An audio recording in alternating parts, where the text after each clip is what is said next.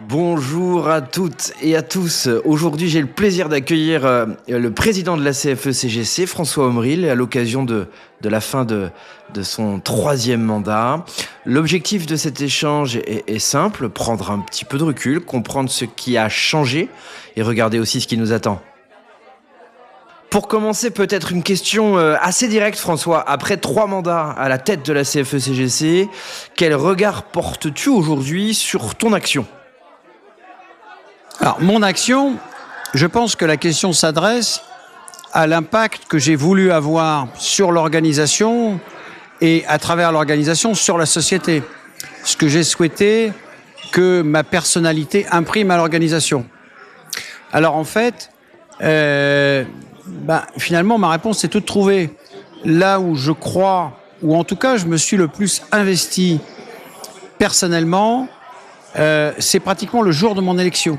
Le 2 juin 2016, parce que c'est mon choix, c'était ma volonté, c'est imprimer à l'organisation une marque de son indépendance vis-à-vis de l'époque, vis-à-vis du tournant politique tel qu'il a été pris dans les années 90, qui nous amène sur un chemin, on appelle ça le néolibéralisme, voilà, ça existe, c'est pas qu'un concept, c'est une réalité, un changement de la société, un changement dans le travail, on en mesure les impacts aujourd'hui. Et moi, j'ai voulu dire que dans ce cadre-là, la CFE-CGC était une organisation totalement indépendante dans ses positions et que le principe de réformisme, les syndicats dits réformistes, au sens où on leur assignerait une place, une case, où on leur demanderait simplement de s'adapter aux réformes nécessaires à mettre en place définitivement le néolibéralisme dans ce pays, eh bien, j'ai dit, nous, à la CFE-CGC, on n'est pas d'accord. Parce qu'il y a à l'évidence des changements dans la société, il faut les accompagner, il faut les anticiper, il faut s'adapter à ces changements, il faut être les porte-parole des collectifs de travail, il faut prendre nos responsabilités, mais on n'a aucune injonction à respecter, à être dans une case, la case des syndicats réformistes, qui seraient, quoi qu'il arrive, les accompagnateurs des réformes que le monde politique décide de faire pour son propre intérêt. Et si tu devais revenir sur ces années, quelle a été la décision la plus difficile à prendre ? Et puis peut-être inversement, de quoi es-tu le plus fier aujourd'hui ? Je vais commencer par ça. Il y a plusieurs choses qui me rendent assez fier.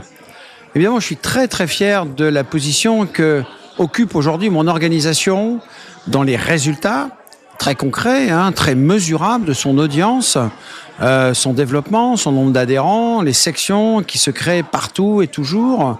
Donc moi, j'en suis très très fier, bien entendu, c'est normal. En tant que leader, quand le résultat est positif et l'organisation est en croissance, moi je m'identifie à ce résultat, même si c'est le résultat des sections syndicales, même si c'est le résultat de tous les militants, je m'en sens totalement solidaire et un peu responsable. Par ailleurs, je suis assez fier aussi que la CFE-CGC est aujourd'hui une position importante dans le débat. Pour moi, ça a été un point assez décisif dans mes différents mandats. Moi, je pense qu'on a tout intérêt à tirer le débat vers le haut. Les politiques tirent le débat vers le bas, nous on le tire vers le haut parce que c'est mon discours. Quand je me déplace, quand je vais à la rencontre des militants, des sections syndicales, c'est notre intérêt de tirer le débat vers le haut parce qu'on est plus compétitif quand le débat est de haut niveau. Voilà, il faut se le dire. Il faut dire les choses simplement. Et le monde politique, la proposition politique tire le débat vers le bas. Ça aussi, on peut le dire. C'est faire de peine à personne que de dire quelque chose qui est désormais une évidence pour tout le monde. Donc, moi, ma phrase clé, c'est nous sommes formés à apprivoiser la complexité dans les entreprises. Il n'y a pas de raison qu'on ne soit pas aussi compétent pour décoder, transformer, interpréter, expliquer la complexité de notre société aujourd'hui sur le plan social et économique et faire des propositions en cohérence par rapport à ça. Donc, moi, je suis assez fier de tout ça parce que tout ça est un résultat voulu par tout le monde. Et j'ai ressenti une très, très grande solidarité, malgré les diversités, mais qui sont nécessaires, qui sont une donnée positive à l'organisation. J'ai toujours ressenti une grande solidarité par rapport à cet objectif, qui est un objectif d'exigence, un objectif de résultat à attendre, de rigueur et puis d'ambition. Voilà, moi je pense qu'il faut être humble et ambitieux en même temps. Après, les décisions difficiles, je ne saurais pas en désigner une plus qu'une autre. Il y a effectivement un certain nombre de décisions difficiles et sont en général d'ordre interne, de l'organisation interne. Je n'ai ressenti durant l'exercice de mon mandat de président, en vérité, aucune difficulté à être la personne publique que j'étais. J'avais fait ce choix. Je pense que ce choix, qui est conforme à mon identité personnelle, à mon parcours, finalement, moi, mon objectif, c'était que chacun puisse se reconnaître dans ce que je disais, que chacun, m'entendant, puisse dire, eh bien, il a parlé de moi, j'aurais pu dire la même chose. C'était ça mon objectif. Après, on est quand même, quand on est responsable d'une organisation, il n'y a pas que les paramètres de personnes publiques qu'il faut gérer. Il faut gérer l'interne, il faut gérer la partie politique interne. C'est jamais simple. Il y a des sensibilités, il y a des luttes de pouvoir parfois. Et dans ce cadre-là, il m'est arrivé d'avoir à prendre effectivement des décisions difficiles, des décisions de management. Ça fait partie du taf en fait. Ça fait partie de la fonction. On peut pas prendre ce qu'on veut dans cette affaire. Il faut prendre uniquement ce qui nous plaît. Il faut prendre l'ensemble et essayer de l'assumer. C'est ce que j'ai essayé de faire. Il n'y a pas eu que des très bons moments, mais au bout du bout, franchement, moi, il me reste que des bons souvenirs. Est-ce qu'il y a des choses que tu n'as pas pu mener au bout, des ambitions auxquelles tu as dû renoncer durant ces mandatures? Ouais. Oui, il y a plein de choses que j'avais en tête, que j'avais discuté avec les équipes du Bureau national, les équipes de la Conf, parce que ça, il faut pas le perdre de vue non plus. La Confédération, c'est pas que des élus, c'est pas qu'un comité directeur, un comité confédéral, ça sont des instances politiques et démocratiques absolument nécessaires, mais c'est surtout 70 salariés à Paris, à la Confédération, 80 salariés dans les unions territoriales. C'est la continuité en fait de l'appareil. C'est aussi sa grande force, sa grande vigueur, sa capacité à être en permanence présent sur tous les terrains. Donc c'est ça qui fait la force, la continuité et la cohérence de l'organisation. Moi, j'avais peut-être un peu surdimensionné les objectifs que je pense on pouvait s'assigner nous à la CFE-CGC.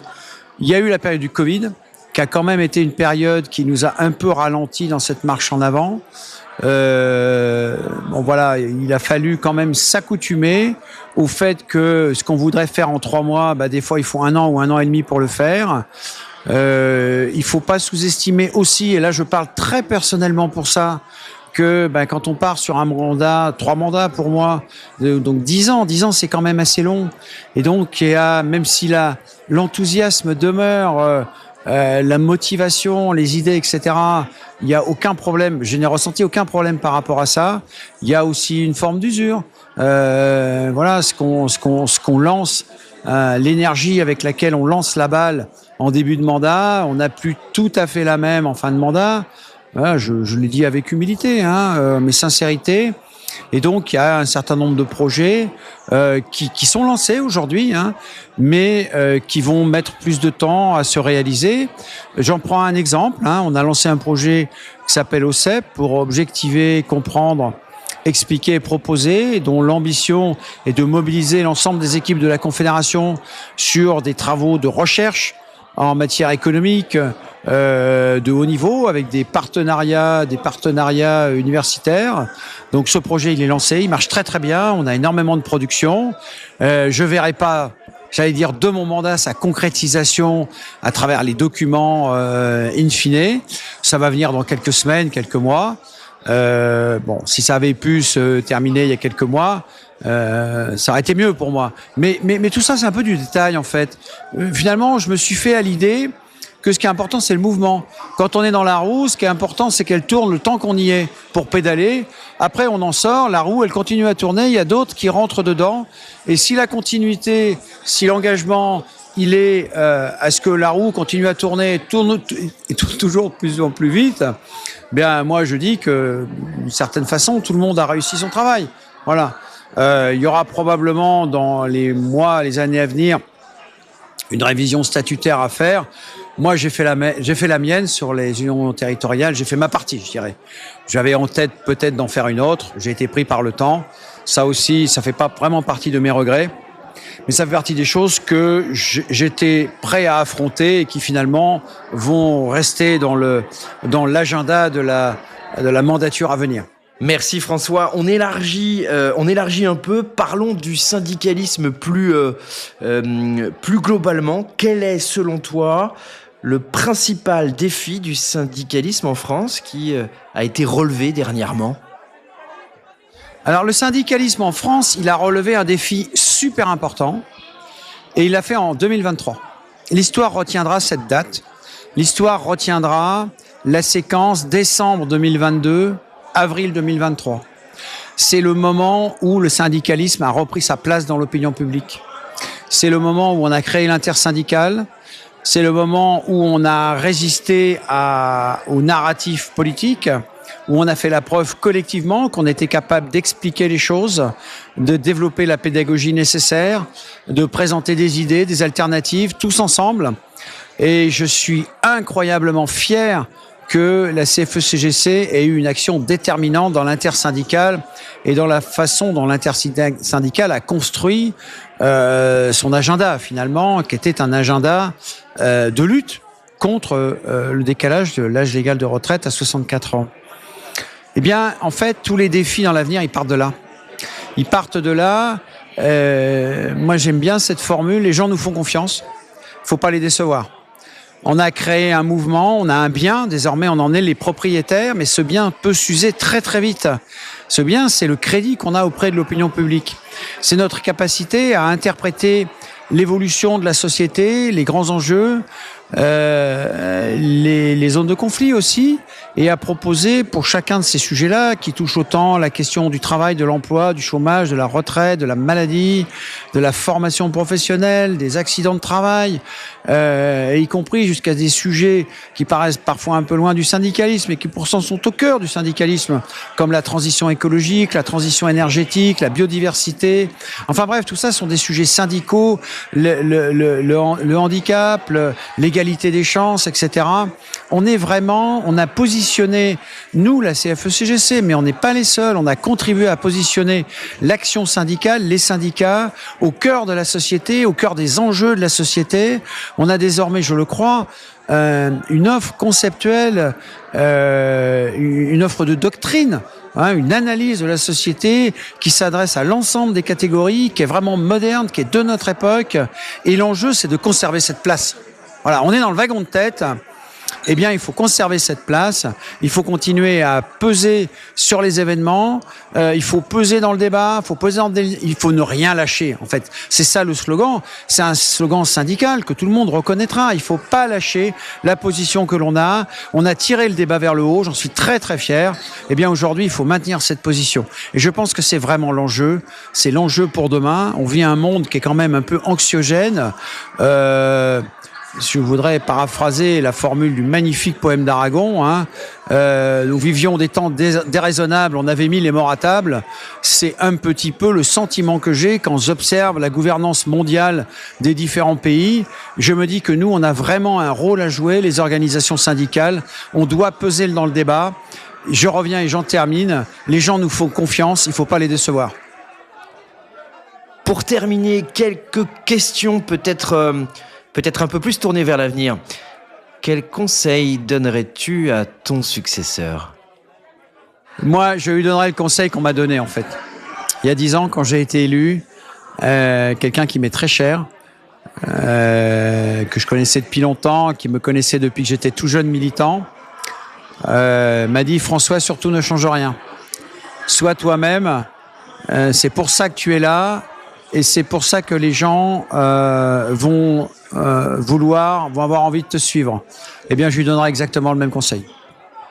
Peut-être une toute dernière question, probablement plus personnelle. François, quand tu regarderas cette période dans quelques années, comment aimerais-tu qu'on se souvienne de ta présidence ? Alors, je vais répondre en 2 parties. L'être rationnel que je suis a envie de dire, j'aimerais qu'on m'oublie en fait. J'aimerais qu'on m'oublie parce que